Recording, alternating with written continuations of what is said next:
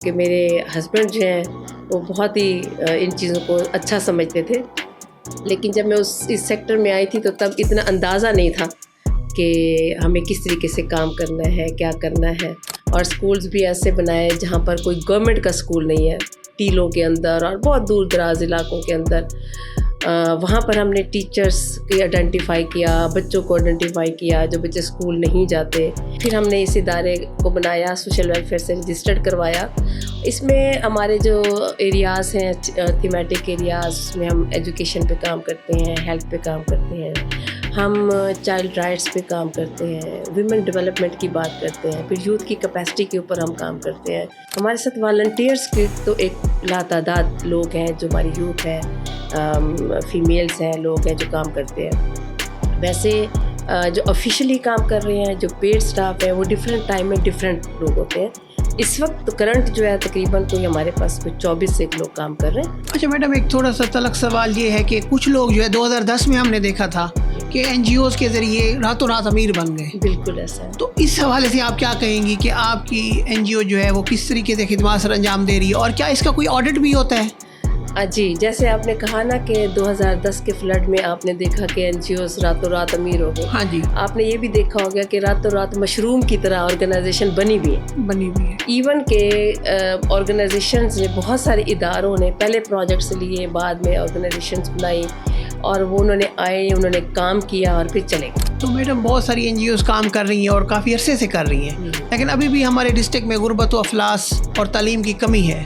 تو اس کی کیا وجہ ہے، آپ کیا سمجھتی ہیں؟ اچھا، میں یہ سمجھتی ہوں کہ غربت و افلاس تو ڈیفینیٹلی ہے، ہر جگہ پر ہے. آج تو اس وقت جس دور میں اس وقت ہم بیٹھے ہیں، جتنی مہنگائی کا عالم ہو چکا ہے، لیکن ہمارے کچھ مائنڈ سیٹ کی بات بھی ہے. ایجوکیشن کی اگر ہم بات کرتے ہیں، ایجوکیشن کا غربت سے تعلق نہیں ہے اتنا.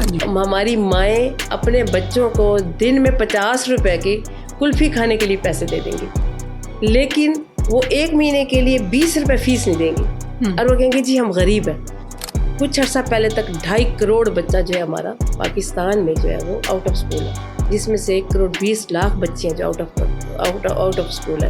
لیکن ابھی اس کی تعداد اور بھی بڑھ گئی ہے. تو اسٹیٹ کی رسپانسبلٹی ہے ہیلتھ، اچھی ہیلتھ پرووائڈ کرنا. اسٹیٹ کی رسپانسبلٹی ہے کہ آپ ایجوکیشن دیں، لیکن ہمارا کام جو ہے ہم تو اپنی اسٹیٹ کو اسسٹ کر رہے ہیں. ہمارے پاس واقعی میں اتنے وسائل نہیں ہوتے کہ ہم کریں، کیونکہ جو گورنمنٹ کا کام ہے وہ تو پرماننٹ ہے. یہ بھی کہا جاتا ہے کہ NGOs بیرونی ایجنڈے پہ کام کرتی ہیں، ڈیٹا شیئرنگ کرتی ہیں، جس طرح وہ اسامہ بن لادن والا واقعہ پیش آیا. تو کیا اس طرح کی ڈیٹا شیئرنگ یا ہوتی ہے؟ دیکھیں، میں نہیں سمجھتی کہ اس طرح کی چیزیں ہیں. ڈیفینیٹلی گورنمنٹ بڑے لیول پر کام کر رہی ہے چیزیں. آج کل ڈیٹا، آج کے اس دور میں مجھے بتائیں ڈیٹا کس کے پاس نہیں ہے. شروع میں تو بہت زیادہ ریسٹرکشنز رہی ہیں، ایون کہ مطلب ہے کہ فیملی میں بھی انہوں نے کہا جی ہمارے خاندان میں کبھی کسی عورت نے کام نہیں کیا. آپ خود سوچے، تھوڑا سا بیک پہ جائے نا، بڑی پرانی بات ہے، 1994 کی بات دیکھیں. سادہ برقع پہنا دیں. نہیں، میں سادہ برقع تو کبھی بھی نہیں پہنا. یہ ہے کہ آپ کی اپنی کمٹمنٹ ہونی چاہیے، آپ کا اپنا ایک وقار ہونا چاہیے. آپ جس علاقے میں کام کر رہے ہیں ان لوگوں کے لیے کام کریں، ان کی ضروریات کے لیے کام کریں، تو پھر لوگ بھی ساتھ دیتے ہیں. جس میں تقریباً کوئی، میں کہتی ہوں 90% خواتین جو تھی نا وہ اس سیاست کا حصہ بنی، جس میں پہلی دفعہ خواتین کو 33% نمائندگی دی گئی. ہاں جی. تو اس وقت بھی میں نے نہیں سوچا تھا. یہ تو ہم ایک دن آفس میں بیٹھے تھے تو ہمارے ایک جاننے والے آئے تو انہوں نے کہا کہ طاہر صاحب کو، ہمارے اپنے علاقے کی خاتون تھی جو گھاس کاٹتی ہیں، تو انہوں نے کہا یار وہ ماسی وزیرہ الیکشن لڑ رہی ہے، ہماری بھابھی پڑھی لکھی خاتون ہے، آپ اس کو الیکشن کیوں نہیں لڑواتے. ہماری کوئی 33 خواتین تھی ہمارے اسمبلی کی، اور ملک سلطان ہجرا صاحب ہمارے ناظم تھے، ضلع ناظم تھے. تو ایک بڑا اچھا ایکسپیرینس تھا. ایک بڑی 93 یونین کونسل تھیں، تو 93 یونین کونسلز کے ناظمین 33 خواتین، پھر اس میں لیبر کے ممبرز، تو یہ سارے ممبرز کی ایک اسمبلی بنی. تو اس میں ہم کوئی 4-5 ہی خواتین ایسی تھیں جو بہت ایکٹیو تھیں. جب میں نے پہلا کام سٹارٹ کیا تھا 94 میں، تو میری ایک بیٹی تھی چھوٹی سی، اور 9 ماہ کی تھی. تو پہلے ٹریننگ میں نے کی تھی. پھر آہستہ آہستہ کرتے رہے تو بچے پل گئے. ترکی بہت خوبصورت ہے، بہت پیارا ہے. استنبول بھی گئی، اناطولیہ گئی، وہاں پر بہت خوبصورت میں نے دیکھا. لبنان بھی بہت خوبصورت ہے، لیکن لبنان کا ایک حصہ جو ہے جو بہت ہی خوبصورت ہے، دوسرے حصے میں آپ کو پتہ ہے ہمیشہ جنگ چھڑی رہی ہے. میں سمجھتی کہ چھوٹا شہر ہے، पुरसकून शहर है. हम सब लोग एक दूसरे से मोहब्बत करने वाले हैं और हमारा अपना शहर है और अपने शहर की तो हर चीज़ प्यारी लगती है.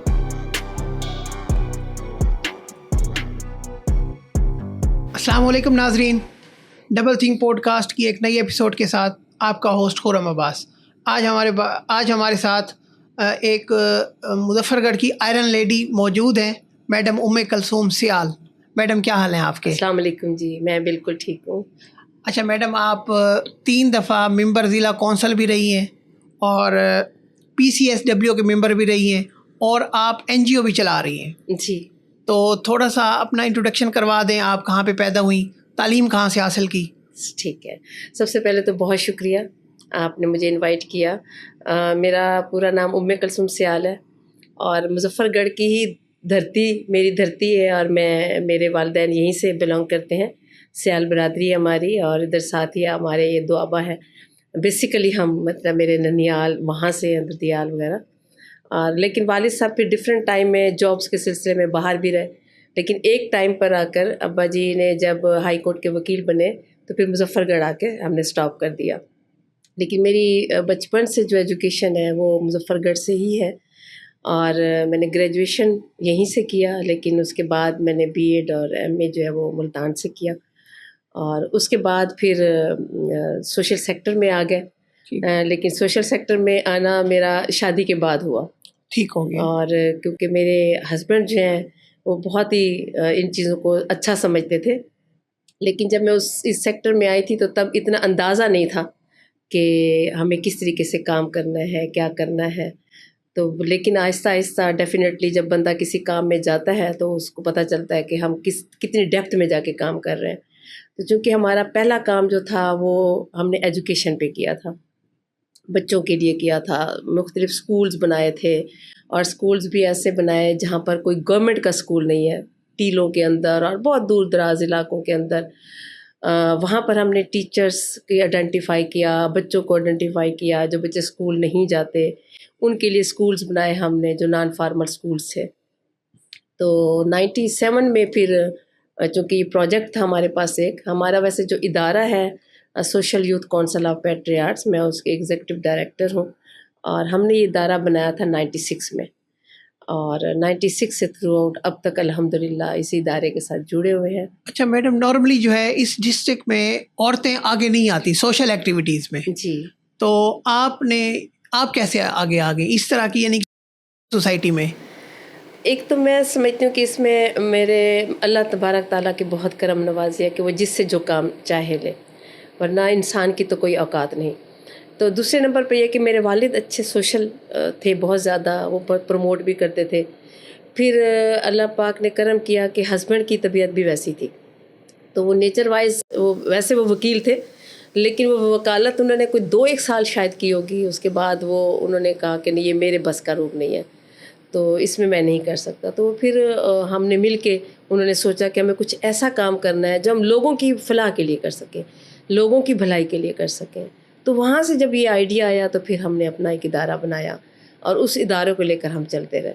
तो साइकोप आज अल्हम्दुलिल्लाह पूरे साउथ पंजाब में काम कर रही है. अच्छा मैडम, आपकी NGO का नाम साइकोप है जी, इसके हवाले से थोड़ा सा बताएं, इसका फील्ड कौन सा है और कितने लोग काम करते हैं? साइकोप जो है सोशल यूथ काउंसिल ऑफ पैट्रियार्ट्स, ये हमने है। 1996 में बाकायदा इदारा बनाया. कुछ उस वक्त नौजवान लोगों ने मिल के सोचा कि हमें कुछ इस तरीके का काम करना चाहिए. तो फिर हमने इस इदारे को बनाया, सोशल वेलफेयर से रजिस्टर्ड करवाया. इसमें हमारे जो एरियाज़ हैं थीमेटिक एरियाज़, उसमें हम एजुकेशन पे काम करते हैं, हेल्थ पे काम करते हैं, हम चाइल्ड राइट्स पे काम करते हैं, विमेन डेवलपमेंट की बात करते हैं, फिर यूथ की कैपेसिटी के ऊपर हम काम करते हैं. आपको पता है कि हमारा डिज़ास्टर प्रोन एरिया, हम DRR के ऊपर काम करते हैं कि डिज़ास्टर रिस्क रिडक्शन के ऊपर काम करते हैं. और हमारी कोशिश है, हम ये चाहते हैं कि अगर एक शख्स जो है ना वो अगर स्ट्रेंथन हो जाता है तो उसकी वजह से पूरी सोसाइटी स्ट्रेंथन हो जाती है. तो हम इस मिशन को लेकर चले और अब तक हम डिफरेंट टाइम में डिफरेंट डोनर्स के साथ काम करते रहे हैं. दूसरा आपने पूछा है कि आपके साथ कितने लोग काम करते हैं. हमारे साथ वॉलंटियर्स के तो एक लातादाद लोग हैं जो हमारी यूथ है, फीमेल्स हैं, लोग हैं जो काम करते हैं. वैसे جو آفیشلی کام کر رہے ہیں, جو پیڈ سٹاف ہے, وہ ڈفرینٹ ٹائم میں ڈفرینٹ لوگ ہوتے ہیں. اس وقت کرنٹ جو ہے تقریباً کوئی ہمارے پاس کوئی 24 سے لوگ کام کر رہے ہیں, یعنی وہ پروجیکٹ بیسڈ ہوتا ہے جس طرح آپ کہہ رہے ہیں کہ وہ والنٹیئر جو ہیں. بالکل بالکل. تو ایک وقت یہ بھی تھا ایک اچھے پروجیکٹ میں جس میں 200 لوگوں نے بھی ہمارے ساتھ کام کیا. تو یہ ڈفرینٹ ٹائم میں ڈفرینٹ سچویشن رہتی ہے. اچھا میڈم, ایک تھوڑا سا تلخ سوال یہ ہے کہ کچھ لوگ جو ہے 2010 میں ہم نے دیکھا تھا کہ این جی اوز کے ذریعے راتوں رات امیر بن گئے. بالکل ایسا ہے. تو اس حوالے سے آپ کیا کہیں گی کہ آپ کی این جی او جو ہے وہ کس طریقے سے خدمات سر انجام دے رہی ہے, اور کیا اس کا کوئی آڈٹ بھی ہوتا ہے؟ جی, جیسے آپ نے کہا نا کہ 2010 کے فلڈ میں آپ نے دیکھا کہ این جی اوز راتوں رات امیر ہو گئے. ہاں جی, آپ نے یہ بھی دیکھا ہوگا کہ راتوں رات مشروم کی طرح آرگنائزیشن بنی بھی ہے. ایون کہ آرگنائزیشنز نے, بہت سارے اداروں نے پہلے پروجیکٹس لیے, بعد میں آرگنائزیشنز بنائی, اور وہ انہوں نے آئے, انہوں نے کام کیا اور پھر چلے گئے. ہاں جی, لیکن چونکہ سائیکوپ بھی اور ہماری طرح کچھ اور ادارے جو ہم مقامی ادارے ہیں جو یہاں بیسڈ کرتے ہیں, ہم نے تو کہیں بھی نہیں جانا. ہم نے تو اپنی کمیونٹی کے لیے کام کرنا ہے, اور ہماری کمیونٹی کے ہم اکاؤنٹیبل ہیں. ہماری کمیونٹی ہم سے پوچھ سکتی ہے, اور باقاعدہ ہمارا ایک آڈٹ سسٹم ہوتا ہے, اور ہمارا ہر سال آڈٹ ہوتا ہے آڈیٹر سے. اور سوشل ویلفیئر ہمارے جو اتھارٹی ہے, ہم باقاعدہ ان کو اپنا آڈٹ پیش بھی کرتے ہیں. ایون کہ ہمارے جو ڈونرز ہیں ان تک بھی ہمارا آڈٹ جاتا ہے. تو یہ میڈم جو ہے آپ کیسے طے کرتی ہیں کہ سم ٹائم یہ ہوتا ہے نا کہ نیپوٹزم ہو جاتا ہے کہ اس ایریے کو, اپنے ایریے کو خصوصاً پروموٹ کر دیا, تو یہ کیسے طے کرتی ہیں کہ آپ نے مظفر گڑھ کے اس ایریے کو ڈیولپ کرنا ہے یا وہاں پہ جا کے جو ہے آپ نے کام کرنا ہے؟ اچھا, اس کے لیے یوں نہیں ہے کہ ہم یہ طے کر دیں کہ فوری طور پر کہ ہم اس چیز کو کر دیں. 2 طرح کی چیزیں ہوتی ہیں. ایک تو یہ کہ آپ کے ڈونر کی ڈیمانڈ کیا ہے, ڈونر کی نیڈ کیا ہے, کیونکہ ڈونرز کے پاس کچھ اسیسمنٹس ہوتی ہیں. وہ بیک پہ جا کے ان کے پاس جو رپورٹس ہوتی ہیں کہ جی مثال کے طور پر, جی انہوں نے اگر کسی ایک یونین کونسل میں کام کرنا ہے تو بعض اوقات ان کے پاس سروے موجود ہوتا ہے جس کی بیس پہ وہ پروجیکٹ بنا رہے ہوتے ہیں, اور وہ کہتے ہیں کہ جی آپ, انہوں نے اوپن مطلب ہے کہ لوگوں کو بتاتے ہیں, لوگ اپلائی کرتے ہیں, اس کے بعد ان کی سلیکشن ہوتی ہے, پروجیکٹ جو ہے وہ ان کو ملتے ہیں, اور پھر وہ پروجیکٹ کرتے ہیں. ایک چیز ہوتی ہے کہ اگر ہم کر رہے ہیں تو ہم وہاں کی سچویشن کو دیکھتے ہیں, سچویشن انالیسس کرتے ہیں, وہاں کا سروے کرتے ہیں باقاعدہ, پھر اس کی بیس پر ہم پروجیکٹ بناتے ہیں کہ یہاں پر خواتین کے کس پروجیکٹ کی ضرورت ہے, وہاں پر بچوں کے لیے کس چیز کی ضرورت ہے, وہاں پر اگر کوئی ریورائن ایریا ہے تو وہاں پر فلڈ پرون ایریاز ہے تو وہاں پر کس چیز کی ضرورت ہے. تو اس کی بیس پر پھر پروجیکٹ بنتے ہیں, پھر وہ پرپوزل جو ہم سبمٹ کرتے ہیں, پھر جو ڈونرز ہیں پھر وہ دیکھتے ہیں کہ ہمیں کس پہ کام کرنا ہے, اس کے مطابق ہی پھر کام ہوتا ہے. تو میڈم بہت ساری این جی اوز کام کر رہی ہیں اور کافی عرصے سے کر رہی ہیں, لیکن ابھی بھی ہمارے ڈسٹرکٹ میں غربت و افلاس اور تعلیم کی کمی ہے, تو اس کی کیا وجہ ہے, آپ کیا سمجھتی ہیں؟ اچھا, میں یہ سمجھتی ہوں کہ غربت و افلاس تو ڈیفینیٹلی ہے, ہر جگہ پر ہے. آج تو اس وقت جس دور میں اس وقت ہم بیٹھے ہیں, جتنی مہنگائی کا عالم ہو چکا ہے, لیکن ہمارے کچھ مائنڈ سیٹ کی بات بھی ہے. ایجوکیشن کی اگر ہم بات کرتے ہیں, ایجوکیشن کا غربت سے تعلق نہیں ہے اتنا, کیونکہ اب دیکھیں کہ گورنمنٹ نے اسکولز بنائے ہوئے ہیں تو وہاں پر تعلیم بھی فری دی جا رہی ہے. جی بالکل. ہمارے گاؤں کے بچے, اگر مطلب میں بہت ہی اس میں جاؤں, ڈیٹیل میں جاؤں, تو ہماری مائیں اپنے بچوں کو دن میں 50 روپے کی کلفی کھانے کے لیے پیسے دے دیں گی, لیکن وہ 1 مہینے کے لیے 20 روپے فیس نہیں دیں گی, اور وہ کہیں گے جی ہم غریب ہیں, جبکہ وہی بچہ آپ کا ڈیلی 100 روپے ساتھ والے کھوکھے سے جا کے چیز لے کے کھا لیتا ہے. تو یہ مائنڈ سیٹ کی بات ہے. جب ہم یہ سمجھیں گے کہ تعلیم کی امپورٹنس کیا ہے, تعلیم کتنی ضروری ہے ہمارے بچوں کے لیے, اور ہمارا تعلیم یافتہ بچہ جو ہے وہ اپنے گھر کے لیے, اپنی فیملی کے لیے, اپنی اس کمیونٹی کے لیے, اور خاص طور پر اپنے ملک کے لیے کیا اہم کردار ادا کر سکتا ہے. جب مائنڈ سیٹ چینج ہوگا تو میں سمجھتی ہوں تبھی یہ چیزیں جو ہے نا وہ ٹھیک ہوں گی. ابھی بھی آپ دیکھیں کہ ہم کئی سالوں سے کتنے ادارے ہیں جو ایجوکیشن پہ کام کر رہے ہیں. کچھ عرصہ پہلے تک 2.5 کروڑ بچہ جو ہے ہمارا پاکستان میں جو ہے وہ آؤٹ آف اسکول ہے, جس میں سے 1.20 کروڑ بچے ہیں جو آؤٹ آف اسکول ہے. لیکن اب بھی اس کی تعداد اور بھی بڑھ گئی ہے, صرف اس وجہ سے کہ لوگ کہتے ہیں کہ جی ہمارے پاس, اب اس کی ریزن ڈفرینٹ ہو سکتی ہے, مہنگائی بھی ہو سکتی ہے, آپ کا کلچر ہے, آپ کے سسٹمز ہیں, آپ کا وہ روایت ہے, وہ کہتے ہیں جی ہمارے یہاں رواج نہیں ہے. پھر ہمارے یہاں یہ بھی ہوتا ہے کہ جو بچیاں ہیں خاص طور پر تھوڑی سی بڑی ہوتی ہیں تو ان کو اس لیے اسکول سے ہٹا لیا جاتا ہے کہ جی ماں باپ کام کر رہے ہیں تو اپنے چھوٹے بہن بھائیوں کو سنبھال رہی ہیں، تو ان کی وجہ سے جو ہے بچیاں اسکول سے باہر نہیں چلی جاتی ہیں. یہ بھی ناقدین کہتے ہیں کہ جو ہے این جی او ہے وہ وقتی جو ہے حل دیتی ہیں، دیر پر ریلیف نہیں ملتے، یعنی وقت ریلیف تو مل جاتا ہے لیکن کسی بھی چیز کا سلوشن پرماننٹ نہیں دیتی. کچھ ناقدین کا یہ خیال ہے. میں سمجھتی ہوں کہ جتنے بھی کام آرگنائزیشنز کر رہی ہیں بیسیکلی یہ اسٹیٹ کا کام ہے. صحیح. ٹھیک ہے، تو اسٹیٹ کی رسپانسبلٹی ہے ہیلتھ، اچھی ہیلتھ پرووائڈ کرنا، اسٹیٹ کی رسپانسبلٹی ہے کہ آپ ایجوکیشن دیں، لیکن ہمارا کام جو ہے ہم تو اپنی اسٹیٹ کو اسسٹ کر رہے ہیں. ہمارے پاس واقعی میں اتنے وسائل نہیں ہوتے کہ ہم کریں، کیونکہ جو گورنمنٹ کا کام ہے وہ تو پرماننٹ ہے. آپ کے گورنمنٹ کے اسکولس ہیں، آپ کے کالجز ہیں، آپ کے سسٹمز ہیں، سب کچھ ہے. لیکن ہم اگر کہیں پر ایسی جگہ پر جہاں پر کوئی اسکول نہیں ہے، ایک بڑی جگہ ہے، تو ہم کچھ عرصے کے لیے کھول دیتے ہیں اسکول، لیکن پھر ہماری کوشش ہوتی ہے کہ ہم اس کو کوآرڈینیٹ کرا دیں گورنمنٹ کے ساتھ ہی. ہم نے ایسے کئی اسکولس سے جو ہم نے پھر گورنمنٹ کو دے دیے تاکہ وہ اس کو آگے لے کے چلے. تو ہم کسی حد تک وہ کرتے ہیں کام اور اس کے بعد پھر ہم گورنمنٹ کے ساتھ کر رہے ہوتے ہیں. اسی طریقے سے اگر آپ دیکھیں کہ جی ہیلتھ کی بات کرتے ہیں، جیسے ہم ایک پروجیکٹ میں کر رہے تھے، ہمارے پاس BHUs RHC، ہم اس پہ کام کر رہے تھے. ہم نے اس کی مسنگ فیسلٹیز پہ کام کیا، ہم نے وہاں پر LHWs کی کیپیسٹی بلڈنگ پہ کام کیا، ہم نے وہاں پر کچھ اکوپمنٹس جو تھے وہ دیے، ایون کہ ہم نے ایک جگہ پر گاڑی بھی پرووائڈ کی. لیکن ایک وقت آیا ہم نے وہ سب کچھ کرنے کے بعد وہ ہینڈ اوور ڈپارٹمنٹ کو کر دیا کہ اب آگے آپ کا کام ہے، آپ لوگ اس کو کریں. تو آرگنائزیشنز جو ہوتی ہیں وہ کچھ ٹائم کے لیے آتی ہیں، وہ چیزوں کو دیکھتی ہیں، کام کرتی ہیں اور پھر وہ گورنمنٹ کے ساتھ کوآرڈینیٹ کرتی ہیں. یہ بھی کہا جاتا ہے کہ این جی اوز بیرونی ایجنڈے پہ کام کرتی ہیں، ڈیٹا شیئرنگ کرتی ہیں. جس طرح وہ اسامہ بن لادن والا واقعہ پیش آیا، تو کیا اس طرح کی ڈیٹا شیئرنگ یا ہوتی ہے؟ دیکھیں میں نہیں سمجھتی کہ اس طرح کی چیزیں ہیں. ڈیفینیٹلی گورنمنٹ بڑے لیول پر کام کر رہی ہے چیزیں. آج کل ڈیٹا، آج کے اس دور میں مجھے بتائیں ڈیٹا کس کے پاس نہیں ہے؟ ہاں جی، سوشل میڈیا پہ، سوشل میڈیا کا دور ہے اور سب چیزیں آپ کے پورٹل پہ پڑی ہوئی ہیں. گورنمنٹ کے بھی جتنے پورٹل بنے ہوئے ہیں سب کچھ وہاں پر پڑا ہوا ہے. آپ کے اسکول میں بچے کتنے ہیں، آپ کے ہیلتھ کی فیسلٹیز کتنی ہیں، سب کچھ ایوری ڈیٹا جو ہے وہاں پر پڑا ہوا ہے.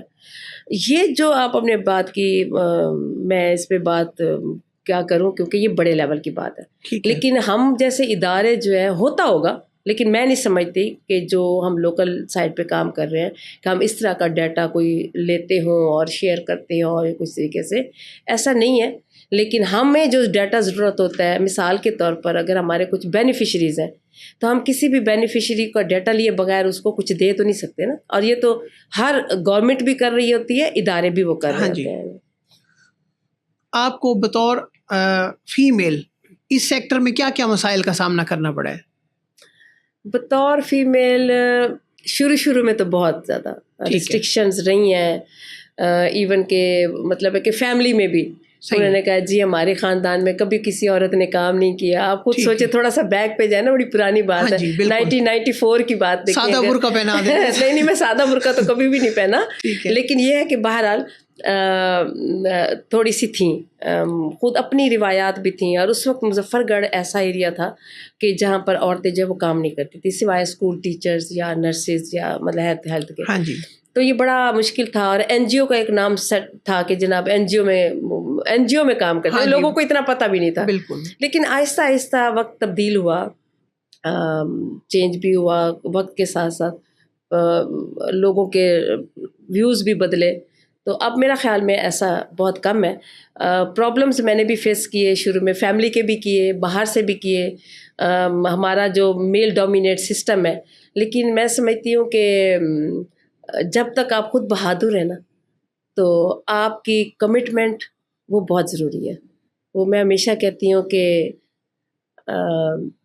ہم خود تراشتے ہیں منزلوں کے نشان، ہم وہ نہیں ہیں جن کو زمانہ بنا گیا. کیا بات ہے. تو زمانہ، اگر زمانے کی بات سنیں، اس کی بات دیکھیں تو شاید کوئی بھی کام نہ کر سکے. ہاں جی، بندہ سانس بھی نہیں لے سکتا. ہاں، سانس بھی نہ لے سکے. لیکن یہ ہے کہ آپ کی اپنی کمٹمنٹ ہونی چاہیے، آپ کا اپنا ایک وقار ہونا چاہیے. آپ جس علاقے میں کام کر رہے ہیں ان لوگوں کے لیے کام کریں، ان کی ضروریات کے لیے کام کریں، تو پھر لوگ بھی ساتھ دیتے ہیں. آپ کی ڈیلی ایکٹیویٹیز کیا ہوتی ہیں؟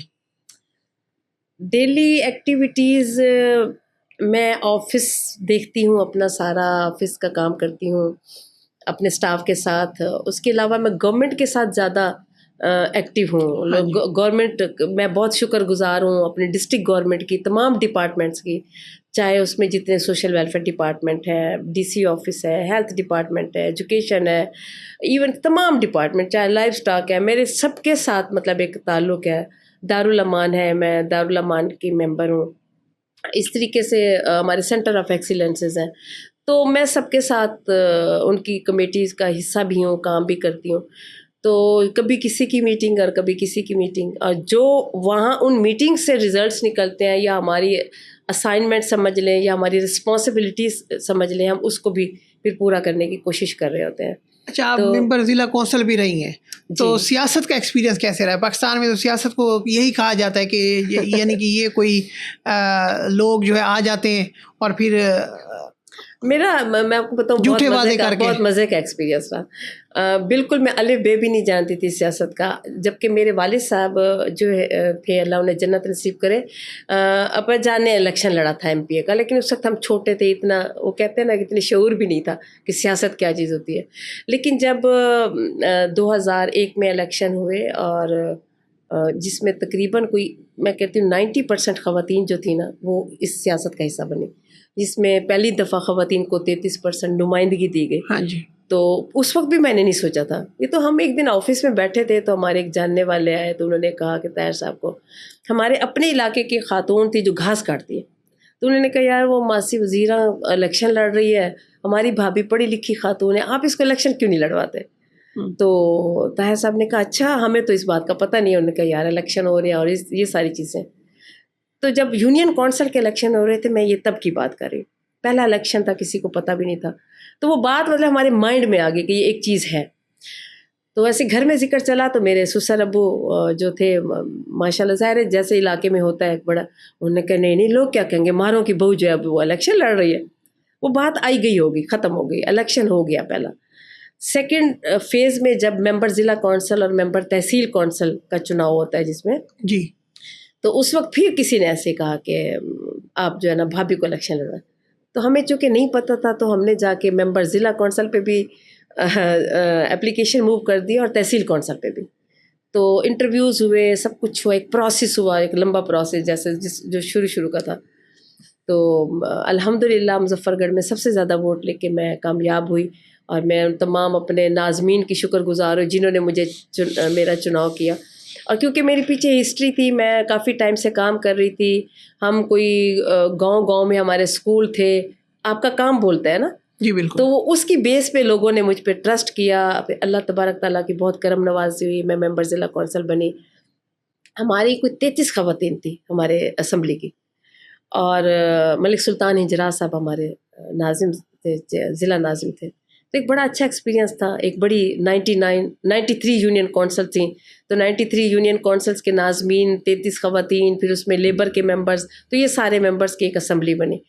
تو اس میں ہم کوئی 4-5 ہی خواتین ایسی تھیں جو بہت ایکٹیو تھیں، مطلب جنہوں نے آپ کے ڈسٹرکٹ میں جا کے، چاہے کچہری جا رہی ہیں، تھانے جا رہی ہیں، ایجوکیشن ڈپارٹمنٹ میں جا رہی ہیں، کمیٹیوں کا حصہ بن رہی ہیں، تو وہی تھی. یعنی مردوں کے شانہ بشانہ آپ نے. شانہ بشانہ. ہاں جی. باقی جتنی خواتین تھیں وہ کوئی بیچاری روٹی پکانے والی تھی، کوئی جھاڑو لگانے والی تھی، جمعدارنی تھی. اس طریقے کی عورتیں پہلی اسمبلی کا حصہ بنی. اچھا. کیونکہ لوگوں کو پتہ بھی نہیں تھا. انہوں نے کہا بس ٹھیک ہے، فلانی کو اٹھا دیں، اس کا فنڈ ہمیں مل جائے گا. تو وہ ایکسپیرینس رہا ہمیں. اس کے بعد ہم نے، کیونکہ پہلے ہی اس میں UNDP کا ایک بہت بڑا پروجیکٹ نکلا تھا، W3P، وہ پھر بعد میں WPS بنا. یہ وومن پولیٹیکل پارٹیسپیشن پروجیکٹ تھا، جس میں ہم نے ویمن کونسلرس کو ٹریننگ کرانی تھی پورے پاکستان میں. تو اس میں پھر ہم نے پارٹیسپیٹ کیا، ہماری سلیکشن ہوئی، میں نے ایز اے لیڈ مینٹور کام کیا، اور پھر ہم نے ویمن کونسلرس کو، بہت ساری ویمن کونسلرس کو ٹریننگس بھی کرائی. تو پھر ایک ہوتا ہے نا کہ آپ مزہ بھی آیا کام کرنے کا، کہ آپ کام کر رہے ہیں اور کمیونٹی کے لیے کام کر رہے ہیں. مطلب آپ کے پاس جب آپ کے پاس کوئی عہدہ ہوتا ہے نا، تو پھر آپ کو کام کرنے کا مزہ بھی آ رہا ہوتا ہے. اچھا میم، یہ بتائیں کہ آپ اتنی زیادہ کام کرتی ہیں باہر، تو فیملی کی مینجمنٹ کیسے کرتی ہیں؟ فیملی کی مینجمنٹ جی الحمدللہ اللہ نے بہت کرم کیا. میری جب میں نے پہلا کام سٹارٹ کیا تھا 94 میں، تو میری ایک بیٹی تھی چھوٹی سی اور 9 ماہ کی تھی جب پہلے ٹریننگ میں نے کی. تو پھر آہستہ آہستہ آہستہ آہستہ کرتے رہے تو بچے پل گئے. اس کی ریزن یہ تھی کہ ہسبینڈ بہت سپورٹیو اور ان لاز بھی بہت سپورٹیو. ٹھیک ہے، وہ بڑے سپورٹیو تھے. پھر خود ٹائم مینیج کرتی تھی. ظاہری بات ہے کہ آپ کہیں باہر جا رہے ہیں تو بچوں کی چیزیں سیٹ کر کے رکھ کے جانا، ان کے لیے سب چیزیں پراپر بنا کے جانی، پھر واپس آنا، پھر واپس آ کے بھی دیکھنا. لیکن یہ ہے کہ میرے ان لاز جو تھے وہ میری نندیں بہت اچھی تھیں اور انہوں نے بڑا سپورٹ کیا، سسٹر نے بہت سپورٹ کیا. یعنی فیملی سپورٹ آپ کو اچھی فیملی خاصی سپورٹ تھی. کوکنگ آپ خود کرتی ہیں یا خانسامہ رکھا ہوا ہے؟ نہیں، ابھی تو ویسے تو گھر میں میڈ آتی ہے کام کرنے کے لیے، لیکن کوکنگ میں خود کرتی ہوں اور کم کرتی ہوں کیونکہ میری فیملی میں اب صرف میں اور میرا بیٹا ہوتے ہیں. اچھا. 2 بیٹیاں میں نے دونوں کی ماشاءاللہ سے شادی کر دی ہے، وہ دونوں شادی شدہ ہیں. تو ہسبینڈ کی تو 7 سال ہو گیا ڈیتھ ہوئی، اور بیٹا اور میں ہوتے ہیں تو اس لیے ہم خود ہی ماں بیٹا مینیج کر لیتے ہیں. کھانے میں آپ کو کیا پسند ہے؟ سب کچھ پسند ہے. کوئی اسپیشل ڈش؟ کوئی اسپیشل ڈش نہیں. میں رزق کے معاملے میں بہت زیادہ مجھے وہ ہوتا ہے کہ میں کہتی ہوں کہ انسان کو سب کچھ کھانا چاہیے. سبزیاں زیادہ پسند کرتی ہوں اور دیسی چیزیں زیادہ پسند کرتی ہوں، لیکن کھانے میں سب آپ کی اچھی خاصی فارن وزٹس بھی ہیں، تو کون سا ملک آپ کو سب سے زیادہ اچھا لگا ہے؟ میں ابھی تک کافی ملکوں میں گئی ہوں. ہر ملک اپنے طور پر بہت خوبصورت ہے. ہمارے وہ اپنے ملک کی بات کریں تو بہت خوبصورت ملک ہے، لیکن یہ ہے کہ یہاں پر جو وزٹس کے اپرچونیٹیز ہیں وہ بھی کم ہیں. لیکن جب ہم باہر کے ملکوں میں جاتے ہیں نا تو ان کے ڈسپلنس دیکھتے ہیں، ان کے چیزیں دیکھ رہے ہوتے ہیں تو خوشی ہوتی ہے، اور ہم کہتے ہیں کہ یار ہمارے ملک میں بھی یہ چیزیں ہونی چاہیے. ترکی بہت خوبصورت ہے. اچھا. بہت پیارا ہے. استنبول بھی گئی، اناطولیہ گئی، وہاں پر بہت خوبصورت میں نے دیکھا. لبنان بھی بہت خوبصورت ہے، لیکن لبنان کا ایک حصہ جو ہے جو بہت ہی خوبصورت ہے، دوسرے حصے میں آپ کو پتہ ہے ہمیشہ جنگ چھڑی رہی ہے، اور ابھی بھی تو پتہ نہیں، افسوس ہوتا ہے کہ یار ہم اس کنٹری میں ہو کر آئے، آپ دیکھیں وہاں پر اتنے حالات خراب ہو گئے ہیں. اچھا میم، چھوٹا سا ریپڈ فائر راؤنڈ ہوتا ہے. آپ کو کپڑے برانڈیڈ یا لوکل پسند ہے؟ میں سب پہنتی ہوں. اچھا. اس لیے کہ میں برانڈیڈ کانشیس بالکل نہیں ہوں. ٹھیک ہے. آپ کو جو خوبصورت لگے آپ پہن لیں.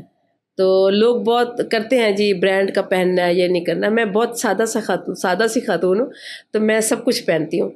سادہ سا کپڑا، چاہے آپ کو اچھا ڈیزائن لگ رہا ہے تو آپ کہیں سے بھی لے کے پہن سکتے ہیں، اور اگر کوئی برانڈ کا بھی اچھا لگ رہا ہے تو وہ بھی. کون سا کلر سب سے زیادہ اچھا لگتا ہے؟ لائٹ کلر زیادہ پسند کرتی ہوں، لائٹ براؤن کلر، لائٹ اس طریقے سے. گاڑی کون سی اچھی لگتی ہے؟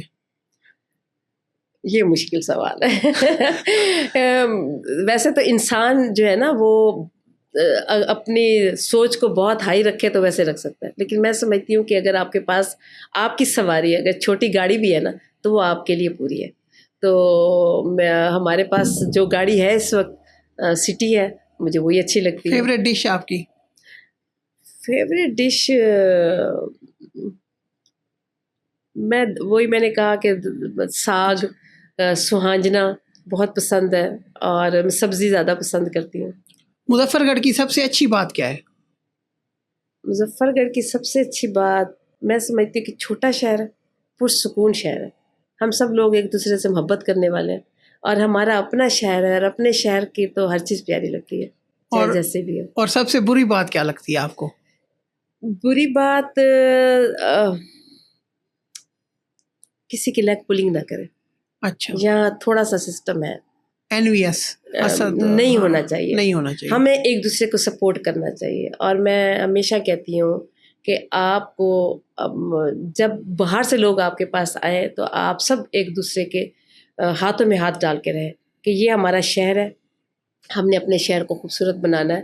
اور اگر ہم ایک دوسرے کی ٹانگیں کھینچیں گے کہ جناب فلاں بندہ یوں ہے اور فلاں بندہ یوں ہے، تو برائی آپ کسی اور کی نہیں کر رہے ہوتے، برائی آپ کے شہر کی ہو رہی ہوتی ہے، اور کسی حد تک آپ اپنا آپ بھی دکھا رہے ہوتے ہیں کہ ہماری یہ مینٹیلٹی ہے. میں ہمیشہ کوشش کرتی ہوں کہ کسی کی پیٹھ پیچھے بات نہ کرو. اچھا میم، ریسنٹلی جو ہے پاکستان انڈیا کی جنگ ہوئی ہے، اس پہ آپ کیا کہنا چاہیں گی؟ اور آج مدرس ڈے بھی ہے، تو اس حوالے سے آپ کوئی میسج دینا چاہیں؟ جی، میں پہلے تو مدرس ڈے کے حوالے سے بات کرنا چاہوں گی، کیونکہ آج 11 مئی ہے، اور 11 مئی جو ہے وہ مدر ڈے مطلب اس سال کا جو ہے وہ اناؤنس ہوا ہے. تو میری تمام ماؤں کو چاہے وہ کسی دیہات میں بیٹھی ہیں، چاہے کسی شہر میں بیٹھی ہیں، چاہے پاکستان میں بیٹھی ہیں، پاکستان سے باہر بیٹھی ہیں، چاہے وہ پڑھی لکھی ہیں، چاہے وہ پڑھی لکھی نہیں ہے، تو میری تمام ماؤں کو میں سلیوٹ پیش کرتی ہوں. اور میں خود بھی ایک ماں ہوں، اور میری بھی ماں جس کی وجہ سے میں آج یہاں پر بیٹھی ہوں، ان کی تربیت کی وجہ سے. اور یقیناً ہر ماں جو ہے وہ ایک ہی احساس لیے ہوتی ہے اپنی اولاد کے لیے. تو میں یہ بھی کہوں گی کہ میرا میسیج جو سن رہے ہیں لوگ، تو آپ سب لوگ اپنی اپنی ماں کو ٹریبیوٹ پیش کریں، ان کو سلام کریں، ان کو جا کے حق کریں، ان کو پیار کریں، کیونکہ یہ حکم بھی ہے کہ ایک اپنی ماں کو پیار سے دیکھنا حج کے برابر ہے. تو ماں کی بہت اہمیت ہے. جن کی مائیں زندہ ہے بس وہ اپنی ماؤں کے ساتھ بہت اچھا سلوک کریں، اور جن کی مائیں زندہ نہیں ہے تو ہم اپنی ماں کو یہ ٹریبیوٹ پیش کر سکتے ہیں، ان کے لیے دعا کر سکتے ہیں. اللہ پاک انہیں جنت نصیب کرے. میں نے آج صبح ہی اپنی والدہ کی تصویر لگائی اور ان کے لیے دعا کی کہ اللہ انہیں جنت نصیب کرے.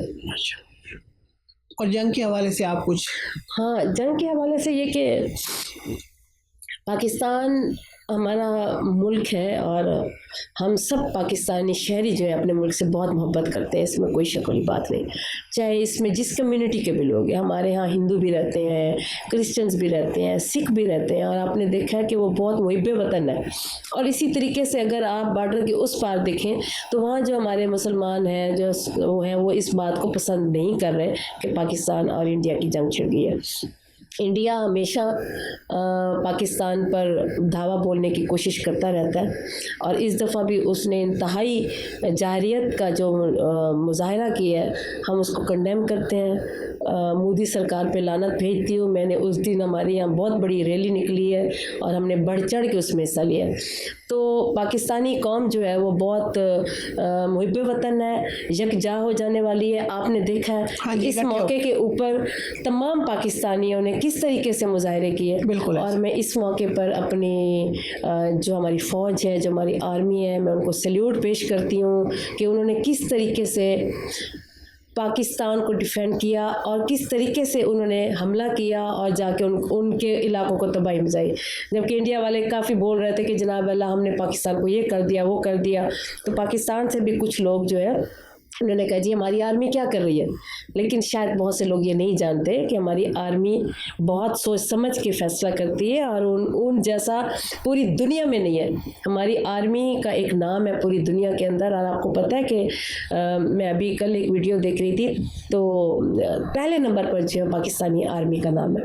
تو ہمیں فخر ہے اپنی پاکستانی آرمی کے اوپر، جن کی وجہ سے آج ہم لوگ سکون سے، جن کی وجہ سے آج ہمارے ہاں دیکھیں لوگ ابھی تک مختلف میمز بنا رہے ہیں، ٹک ٹاک پہ لگا رہے ہیں، اس لیے کہ ہم ریلیکس ہیں. ہاں جی بالکل ٹھیک ہے. تو ہمیں چاہے ہم جتنا بھی کام کریں، ہم چاہے ٹک ٹاک بنا رہے ہیں یا ہم فیس بک پہ ڈال رہے ہیں جو ہے، لیکن ہمیں اپنی پاکستانی آرمی پہ فخر ہے اور ہم انہیں سلیوٹ پیش کرتے ہیں. اور انشاءاللہ پاکستان وہ ملک ہے جس پہ اللہ کی رحمت ہے، اور پاکستان کو کبھی کوئی بھی نہیں توڑ سکتا. میم اس پلیٹ فارم پہ آپ لوگوں کو کوئی میسج دینا چاہیں؟ بس میرا میسج، خوش رہیں، خود جئیں، دوسروں کو بھی جینے دیں. اچھے انسان کی جو خصوصیات ہیں وہ یہی ہیں، کیونکہ اللہ تبارک تعالیٰ بھی فرماتا ہے کہ، اور ہمارا سوال بھی یہ ہوگا کہ اللہ تبارک تعالیٰ اپنے حقوق تو معاف کر سکتا ہے لیکن جو لوگوں کے حقوق ہیں وہ معاف نہیں کرے گا. تو لوگوں کے لیے کام کریں، کیونکہ ابھی مظفر گڑھ میں بہت پوٹینشیل ہے کام کرنے کے لیے، بہت سے لوگوں کو کام کرنے کی ضرورت ہے. تو آئیں، جو اداروں کے لوگ ہیں ان کو بھی کام کرنے کی ضرورت ہے، اور ڈسٹرکٹ گورنمنٹ کے ساتھ مل کے اپنی کمیونٹی، اپنے لوگوں کے لیے کام کریں، اور ایسے لوگوں کے لیے کام کریں جن کو ہماری ضرورت ہے. بہت شکریہ میڈم. یہ تھی ہماری آئرن لیڈی مظفر گڑھ کی میڈم کلثوم سیال. دیکھتے رہیے ہمارا چینل. ملتے ہیں نیکسٹ ایپیسوڈ میں. اللہ حافظ.